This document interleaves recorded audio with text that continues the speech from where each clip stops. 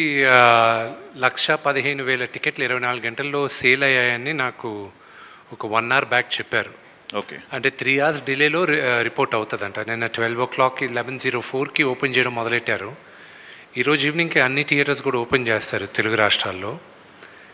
So you know 1,15,000 tickets, you know I'm humbled. అంటే ఇది శివలీల లాగే ఉంది నాకు.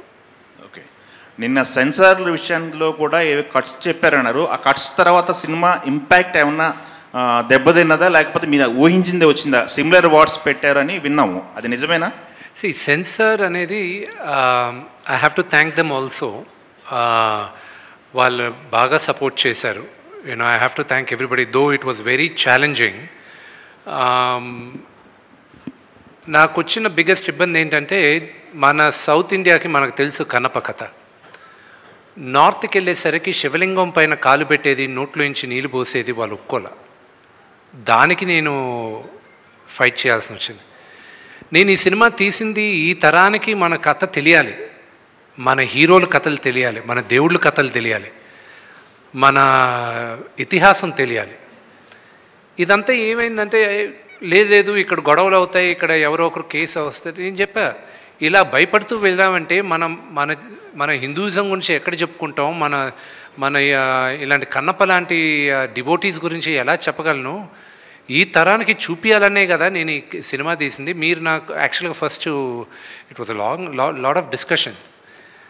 దాని తర్వాత దెన్ వాళ్ళు ఇచ్చిన కట్స్ పెద్దగా ఏం లేవు. So one thing was that కొన్ని దగ్గరలో తలలు నరిగేది, which I don't want it personally, but director and Anthony wanted నరికితే తల ఎగిరిపోవాలని.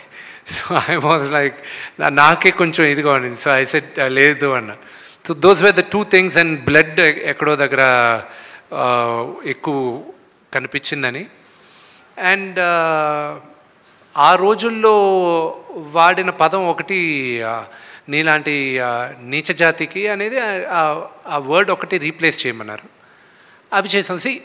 They also have to look at the larger picture. So ఈ మైనర్ చిన్నవి we felt it was okay. Okay. ఇంకొక